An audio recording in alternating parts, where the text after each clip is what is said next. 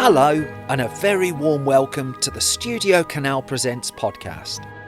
My name is Simon Brew from Film Stories magazine, and this is a regular podcast celebrating one of the biggest and deepest film libraries in the world. STUDIOCANAL's extensive library of over 6,000 films brings together cinema from around the globe. Amongst the choices, well, you can catch up on the 50th anniversary of The Wicker Man. You could watch Sofia Coppola's breakthrough movie, The Virgin Suicides. Treat yourself to a bit of family fun with a Shaun the Sheep movie, Farmageddon. Maybe let off some steam with 1990s Total Recall. We're doing our very best to explore it all in this podcast. For this episode, I'm joined by Scroobius Pip for a bit of a spooky special. Scroobius Pip is a person of many talents: podcaster, musician, writer, actor, and a huge movie fan. Now, I'm going to be talking to him about one or two of his favourites in just a minute. But firstly, here's a clip from Attack the Block, one of his main choices to set the scene. Excuse me, but what is that?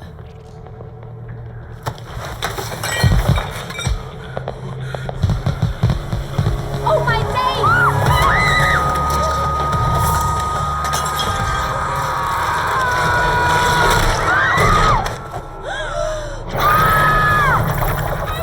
It's coming for you, Moses! Scroobius, a big welcome to the STUDIOCANAL Presents podcast. If you can just give us a little bit of a nerdy film fact about yourself. I mean, it's a weird one. Perfect. Because it's unexpected, but one of the films that was one of my first film obsessions, really, and is still in my top 5 films, I'd say, of all time, is Saturday Night Fever. Oh, okay. It doesn't seem to get listed in a lot of things because it's so known for just the Bee Gees soundtrack, but it made me obsessed with John Travolta, and I currently have 2 John Travolta mirrors in my toilet. I've had them for years, so that was the peak of my obsession. I mean, your toilet is much bigger than mine if you can fit 2 John Travolta mirrors in there. No, you know those ones like you used to get at like fun fairs and stuff. That will be a small mirror, but it's got like a print on it. Okay. It'd often be like a sexy lady, or it'd be advertising cigarettes or something, like those old 70s type cheap type mirrors. And I've got 2 with John Travolta on, so yeah. Well, the next episode of this podcast, I'm going to challenge whoever the guest is to have at least 3 mirrors or they're not coming on. 100%. When we talked about you coming on this podcast and we talked about the many STUDIOCANAL films that you were interested in, the one that bubbled up, I think for both of us fairly quickly, was Attack the Block. Yes. From 2011. And I can see already there is a massive smile on your face just at the thought of talking about Attack the Block. Can you set the scene for the film for us, and also how it came into your life? Or how it came into my life. It's one of the reasons it means so much to me, because it was the first film premiere I ever got to go to. Oh, okay. So Nick Frost I'd got to know Nick Frost because he was a fan of my music. Yeah. And he invited me and Dan Lessac along to the Leicester Square premiere. And I've never been to anything like that before. I'm a massive film nerd. In general, to be honest, I like a quiet cinema. I like a daytime visit. But yeah, this was hugely exciting. And we kind of walked in on the red carpet, sat down in our seats, and then in front of me came in Jonathan Ross and his family. And he looked at me and went, oh. He shook my hand and said, Dan Lessac, big fan. I'm not Dan Lessac. Dan Lessac's the guy I used to work with who was sat directly next to me at the time. But we were too polite to correct. It's like, oh, cool, man. Thank you. And then we sat down and settled into what was just a joy of a film, of a cinema experience. And it is one of those films that feels like it's a real cinema experience. So yeah, I guess that's how I was introduced to it. To introduce the audience to it, it was the first film I saw that brought horror to the kind of hood. Yeah. To the streets, to the black working class community. And we've also obviously had things like Get Out and Us and loads of other stuff since then that really has built this amazing genre and offered us some classics that are a mixture, as said, of horror, of sci-fi, of all these things. But yeah, Attack the Block was my first introduction to those worlds kind of crossing over. A lot of horror for a long time was incredibly white and, posh white people or redneck white people. So, yeah, it was great to bring these worlds together, I guess. I remember when I saw it for the first time, it was in nowhere near as glamorous a situation as you, but I was writing and reporting on film at the time, and there seemed to be a struggle about how to categorise it. Yeah. That it got put into the cult classic box fairly quickly. I remember sitting watching it thinking, this is a big, massive mainstream film. It just happens to have been done on quite a tight budget. You say you agree. I mean, is that kind of the impression you always got of it? Yeah, 100%. I think anything that doesn't have the marketing budget of a blockbuster gets put under the cult classic title quite quickly if it's enjoyed, because it's hard to categorise. But yeah, I completely agree. I think what Joe Cornish did on that budget was just astounding. I thought the monsters looked amazing. I've spoken to Joe about it on my podcast, and it was simply all these alien attack movies or horror movies are always seem to attack quite white suburban areas, and he wanted to see how the hood would handle that, how the streets would react if aliens started turning up. Wherever you're going, I'm coming with you. After what you put me through tonight, it's the least you can do. No way, man. She's bare annoying. Make her leave. Let that snitch get murked. Dennis, man, why are you acting like such a prick for? I need the nurse. Do you want me to die? You can't stand around here arguing. We need to roll now. My name's Sam. Jerome. I'm pissed. No, man. Dennis. You're Moses, right? You're gonna need a weapon. What I like about, of the many qualities of the film, it almost goes back to the original Alien, I think, because if you listen to the crew just sitting around talking in the original Alien movie, they're just moaning about working conditions and day-to-day kind of stuff, and it means you believe them. Yeah. And the grounding of the characters in Attack the Block is very much that to me. I mean, they write in about nurses' pay, and I think Nick Frost at one point observes that Blockbuster Video is shutting down, and it sounds like really trivial bits of stuff. It makes it real, doesn't it? Yeah, I completely agree. And there's also the kind of the enemy of my enemy is my enemy, is my friend type vibe. Because again, it starts out as, at that point, we'd just come out of the demonising of hoodies, calling children who wear hoodies as a descriptor of who they are. Yeah, and we were just coming out of that, but it frames itself at the start as this kind of, are the hoodies the bad guys? And then by the end, as I said, your nurse character and your hoodies as such, and everyone is coming together because there's a far greater enemy. But I completely agree. I think getting the mundanity of life in there is always a great way of drawing you in, particularly when it's sci-fi, when there is going to be something that's hard to relate to. Yeah. And again, you've used Alien as a perfect example there. Alien was one of the first films where you're like, right, well, this is literally on a spaceship. Yeah. A galaxy far, far away as such. But with your Star Wars and that, you weren't necessarily meant to relate. And they made it relatable because it was just working people. It was basically factory workers who happened to be on a factory that's in space. And this had that same thing. Yeah, it kind of, those small gripes and moans really draw you in and make you relate to what is going to be a completely unrelatable film at some point. Well, I love the fact as well that, I mean, much has been made of the clever subversive nature of Attack the Block, but it does lean into exactly what the cliche would lead you to expect at the start, and then actually does something really clever and tangible with it. Yeah. And I always wonder with films like that, how much was intended at the start and how much came naturally. This is going to anger film fans now, but I've always had a big belief that David Lynch kind of does a load of stuff and then his fan base explain it all and he goes, yep, that's what I meant. That's what I meant there. I'm going to put your home address at the end of this podcast now and everyone can track you down. Yeah. I'm just a big believer in it. But again, I think I love that with films. I love watching a film, and as a screenwriter myself, I love watching a film and kind of trying to figure out what this film started as and what it ended as. If this was the full concept, or if this started as this and then turned into this. If it was just a hood sci-fi, and then there was the decision to add kind of, as I said, a social commentary, a literal hierarchy because it's in a tower block and all these things, and where they'd go with that. Alert the media. Exclusive rights to the highest bidder. The Sun, fam. Sun believes anything. No. The Sun will just dress it up like one of them page 3 girls, bruv. You wanna call the Guardian, blood? If it's a proper paper, then people will believe it. Nah, tabloids pay more money, bruv. Can't call the paper. FBI will confiscate it off us. FBI? This is England, fam. There ain't no FBI.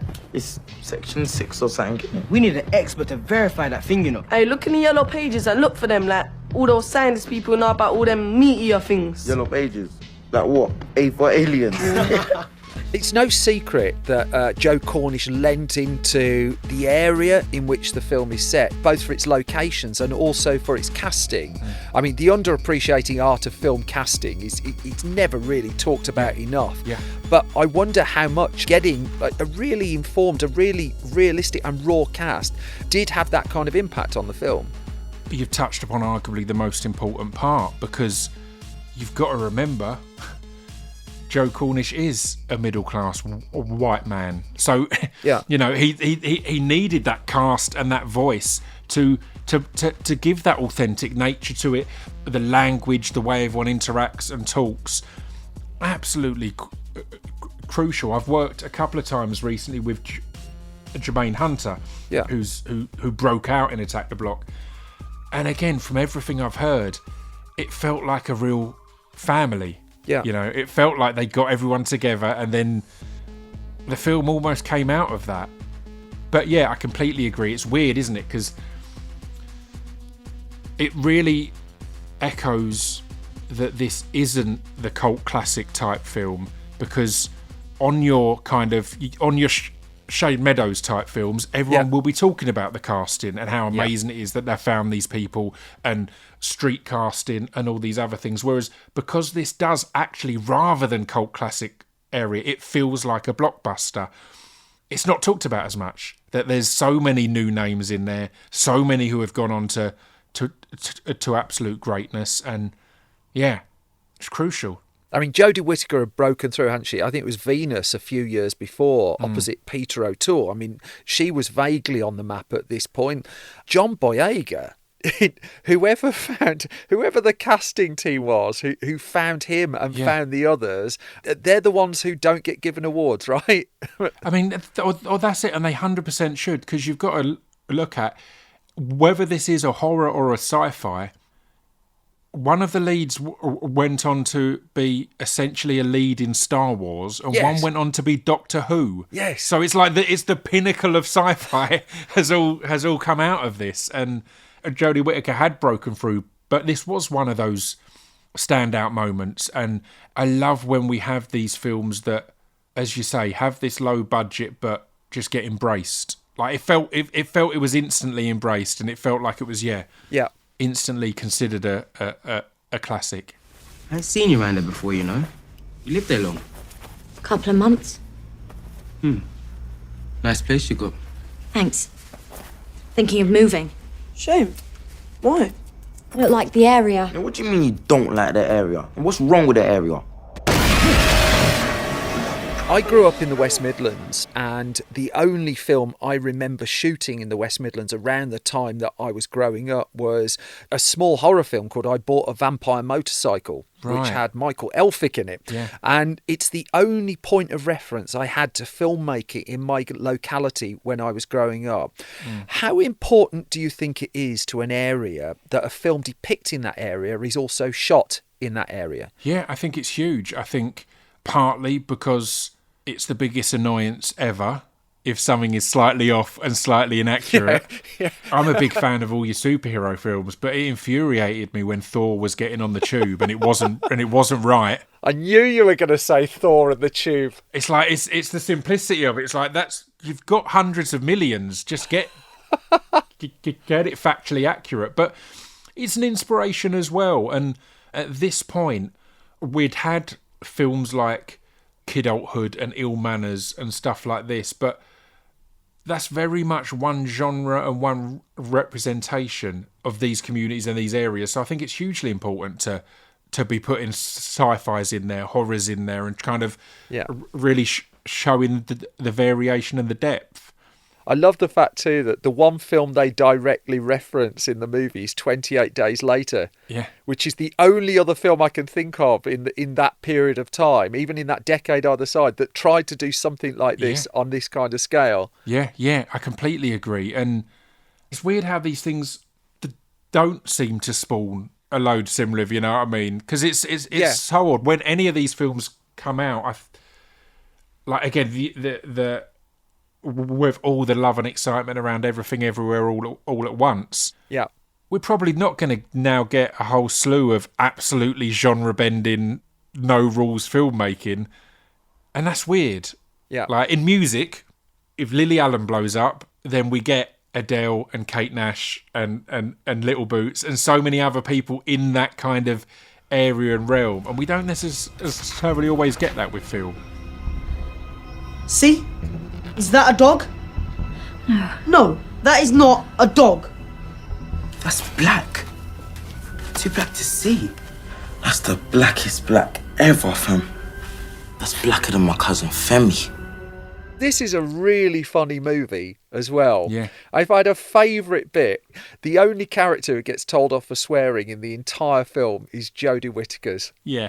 Just beautiful. Or just all of the humour just flows so beautifully. Like John Boyega shows his diversity all in this one film as an action lead, a comedy lead, and a romantic lead, all in one performance. And then I'll never not enjoy Nick Frost playing a bit of a stoner. He's an expert in the field. He can play loads of other things as well, but that particular area and kind of character is just a joy to watch. And again, it's got that authentic feeling to it. Ah, lovely fireworks. Nah, mate, it's an alien invasion. Of course it is. Let's get down there, cuz. Let's get tooled up, blood. Come. Hey, somebody call pest control. Yeah, I'm gonna get my blink. Samurai Dennis cuz. Quite sweet, really, aren't they? The other point I wanted to raise about this, it tends to get bracketed as this low-budget film that overperformed and just almost broke out of its box. How good are the aliens in it? Yeah. What a lesson that is. Again, you've got a tight budget, and so you focus on the bits that are really going to creep people out. They do a good job on holding off in the Alien and Jaws nature. Yeah. But when they do reveal it, how different would this film be? It's mad how crucial that is. How different would this film be if the aliens were disappointing? Yeah. It's an impossibly important bit. The design of them, the kind of blue neon-y glow and tinge that they have, it sets the tone for the whole. Like the poster is like they're not in it, but it's got that glow, and it's absolutely crucial and an underratedly hard thing to do, because since Alien, how do you make an alien? Because Alien nailed it. It's like how do you make something new and creative, and just the form of them and the shape of them is it's astounding. You as a screenwriter as well, I do wonder with Attack the Block, if the budget had been twice what it was, would that have made it a worse film? Were those brackets really important to it? Potentially. From my time in music video direction, I know the biggest videos I've had that have had the most views and helped me the most have been ones where I had basically no budget and had to be really creative. Yeah. Had to come up with something. And we had other videos over the years where we had a bigger budget and we could get more established directors in, and they didn't have the same heart and passion in them. But it makes me curious as to how the new Attack the Block could be and could land, because as you say, it is now this cult classic. So is there going to be, if the follow-up does happen, which it seems to be doing, will the money help it or hinder it? You know? Well, so this was announced, I think it was first revealed officially in 2021. I think I got the first talk of Attack the Block 2, which should surely be called Attack the Blocks. Yeah. Before we go Attack the Block 3, Attack the Block Resurrection. I mean, there's a whole through line we can do there. Yeah. But when I saw the news, it was important. It felt important that it was Joe Cornish and John Boyega as a creative partnership. Yeah, 100%. But because as I said, I can't.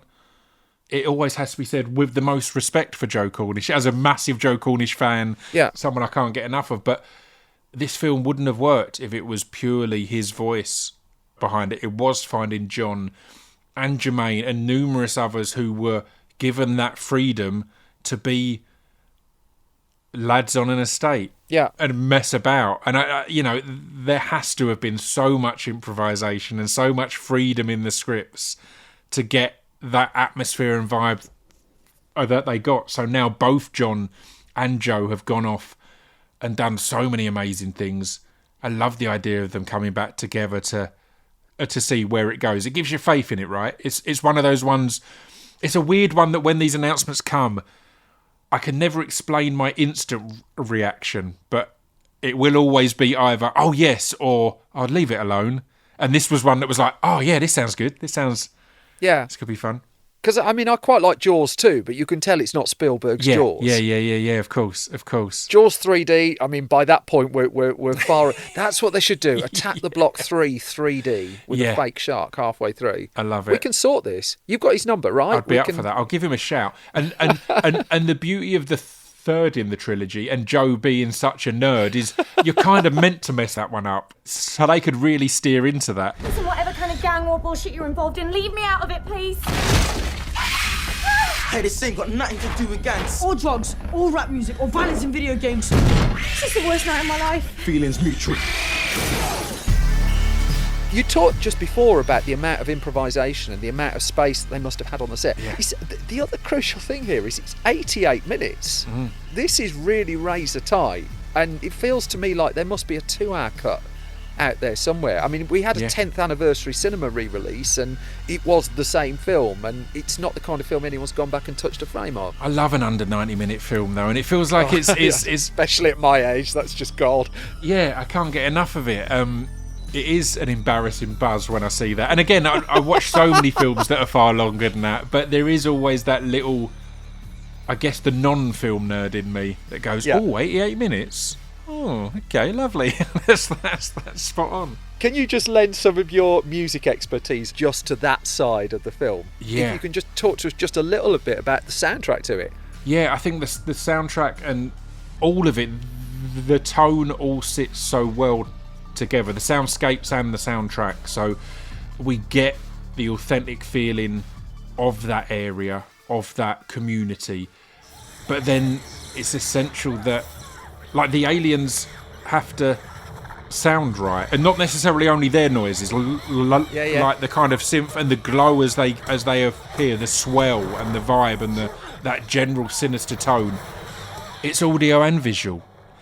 There are films, I think after Drive, there was a period where so many films had that kind of synthy, electronic sound, and it's got to match and be right. So, like, I love that sound, but it's got to match, and I think Joe did the perfect balance here of the right feel and the right sound, rather than just going, I'm really into this at the moment, here's how I want my film to look and sound, or whatever. Before we move off Attack the Block to another film we just wanted to briefly talk about, can you take us right back to where you started? You went to the premiere of this. Yeah. What was it like sat in the room of that? Because this wasn't a film where you'd had 15 trailers that spoiled everything beforehand. The spoilers weren't all over the internet at that point. I would imagine for most people in the room, it was a flat-out surprise. It was amazing, and the biggest kind of reveal I can give is that I went to see it at the Ritzy in Brixton because I wanted to make sure I wasn't just caught up in the premiere buzz. I'd never been to a premiere. Like, did I love this film because I'm there and everyone who made it is there and there's an after party and everyone's excited? So I went to watch it again in a regular cinema to make sure I wasn't swayed. Yeah. But yeah, it was amazing. Joe was an unknown entity then. Forget the film. Joe Cornish in that world was an unknown entity, and obviously tied in with Edgar and Nick and Simon and all this lot, but you had no idea what kind of director he would be. So yeah, I was surprised. I didn't expect this Hood film. And again, there's a lot of actors who you're being introduced to, who presumably are in the room with you when you're watching it. Yeah, exactly. The mad thing thereof, there's probably people you didn't notice when you walked in who you notice when you walk out. Do you know what I mean? Because they're so new to you. Yeah. So it's that weird thing of on the way in, John Boyega was probably just some guy walking in, and on the way out, it was like, wow. There's a new movie star. Yeah. Everyone walks past Jonathan Ross on the way out and just goes straight to him. Yeah, exactly. Love it. Exactly. When we were emailing backwards and forwards about films that you wanted to talk about, you did also mention another I just want to briefly dig into your brain on, because you highlighted the 2014 movie A Girl Walks Home Alone at Night. Yeah. And I would imagine that's a film, even though it had a reasonable amount of profile, very few people listening have actually seen. And so I wonder, can you just introduce why that film is so special? I mean, it's a perfect one to kind of talk about here, because it's another one where just the tone and the vibe just feels perfect, and you're putting horror into an area I'd not seen it before. So it's essentially an Iranian vampire movie in fairly modern times, and it's just beautiful. It's one of the coolest looking films I've seen. There's so pretty much every frame you could print and have a poster of. Yeah. Seeing a young Iranian girl in a hijab skateboarding up the street with like the moon just lighting the street. It's just such powerful images and powerful mood. It just, I went in not knowing what to expect at all. And that's, again, it's one that I've played a lot of people. I've recommended to people. And it's always a risky one when it is more arty, more unusual, more out there, but yeah, always amazing response. That's what genre can do, though, isn't it? If you dig into a genre, it can be a Trojan horse for really broadening people's eyes to an awful lot of cinema. Yeah, I love that. I love when, I mean, in general, I try to not know too much before I go into a film. I avoid trailers.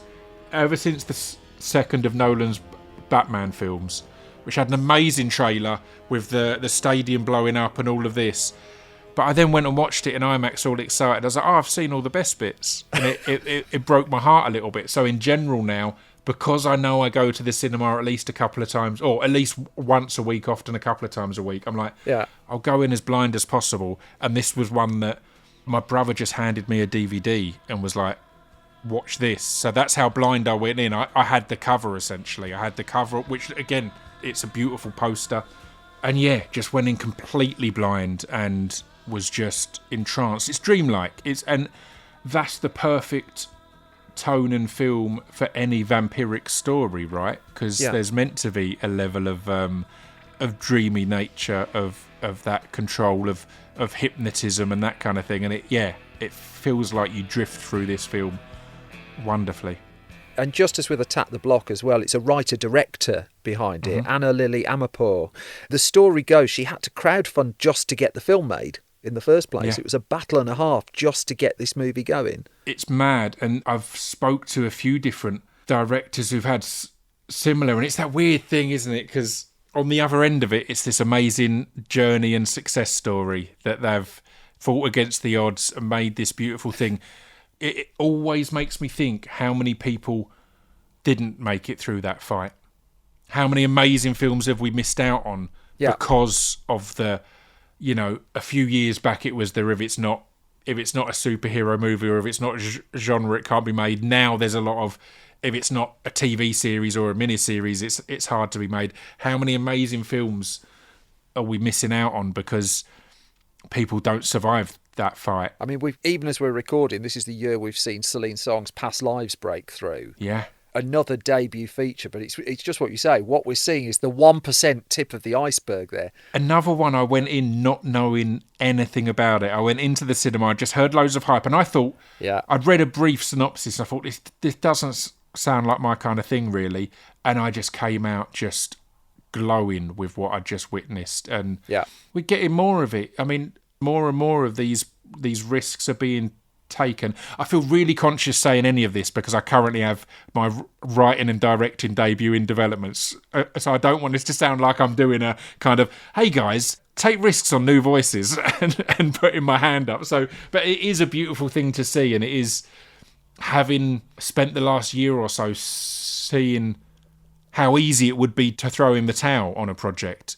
It makes it all the more exciting when you have your past lives and A Girl Walks Home at Night. So the rate we're going, the way I'm seeing it, we've done 2 writer-directors on this episode of the podcast. Yeah. So in about a year and a half's time, you're coming back on and we're going to talk about yours. It's a deal. It's a deal. It's a deal. Before we let you go, one thing we ask of all of our guests on this podcast is just to recommend just a completely different double bill from the Studio Canal catalogue. Now, you cheated, I should point out. You sent me a list of 15 different films. Yeah, I'm a big fan of your back catalogue, guys. So I've picked 2 names just off there that we've not really talked about on the podcast before. Can you just tell us why these would be particularly recommended? So we've got The Place Beyond the Pines, first of all. Yeah, I think it's a massively overlooked film, and weirdly it was on the other night. I came home and it was on TV, and it was in the second half, which is interesting because it's a real film of 2 halves. It's quite episodic, isn't it? Yeah, actually, it's in 3, really. So you've got Ryan Gosling's character story, then you've kind of got Bradley Cooper's character story, and then you've got their children's story years on. And it's just amazing. I think it came out around the same, or in the same era, I guess, as Drive. And Drive was Gosling being incredibly cool, incredibly effortlessly sexy.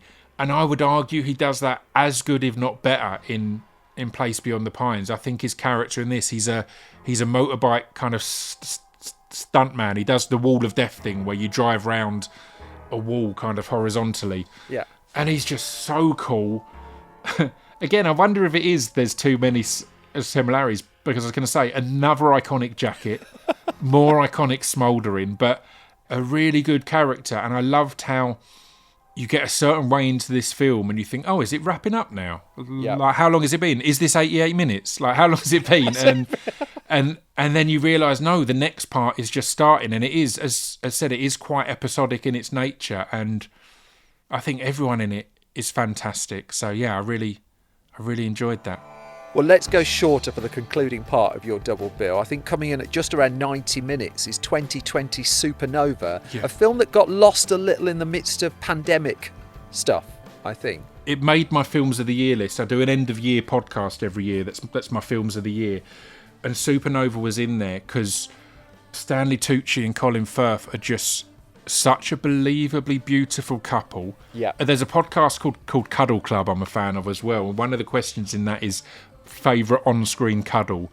And there's a moment in this where they're in bed and they're waking up, and it's just so, like, it feels like they slept there and the film crew came in the morning. Like, I believe it so much. It's like, I can't believe that they've just laid down and faked this. And it's such a beautiful story of a couple going on a road trip, essentially. And there's kind of a lot of illusion as to why they're on this road trip. But yeah, it's heartbreaking, it's beautiful, and it really, I guess it's another one that kind of leans towards cliche or stereotype and then really gently subverts it. And yeah, I just think it's a beautiful film. I think both of those lead performances are astounding. Yeah. And it's just so gentle and well paced, even though it is a shorter film. So yeah, love it. And it has an amazing cuddle in it. That's our other takeaway. Yeah, really good cuddle. I can't recommend this cuddle enough. Scroobius Pip, thank you so much for joining us on this podcast. Thank you, mate. It's been a pleasure. Attack the Block, A Girl Walks Home Alone at Night, and The Place Beyond the Pines are all available to watch now on the Studio Canal Presents channel on ITVX, Apple TV and Prime Video. Supernova is available on DVD and Blu-ray. I've just got time for some news updates now from the world of Studio Canal. Now let's start with some festivities. Appreciating we're not quite at Christmas yet, here's something that might just get you in an early Yuletide mood. 1985's family favourite, Santa Claus the Movie, starring Dudley Moore and John Lithgow, has had a 4K makeover. It's returning to UK cinemas on Friday the 24th of November. And what's more, it's making its 4K Ultra HD Blu-ray debut as well, with the release set for Monday the 13th of November. Might just have another gift idea for you too. After its success at the UK box office, Celine Song's debut feature as director, Past Lives, is now available to rent via video-on-demand services. The acclaimed romantic drama is also confirmed for a DVD and Blu-ray release as well on December the 4th, and it'll be available to buy as a digital download from December the 1st.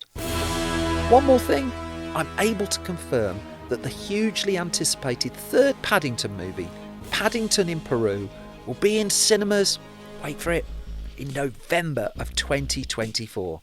Now how about that for an early Christmas present? I'll be back soon with the next episode of Studio Canal Presents. Until then, to find out more about Studio Canal films and the ITVX, Apple TV and Prime Video channels, you can visit www.studiocanal.co.uk or follow Studio Canal at Studio Canal UK on Twitter, Instagram and TikTok.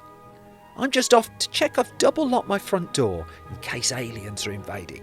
You can't be too careful. Ta-ta for now.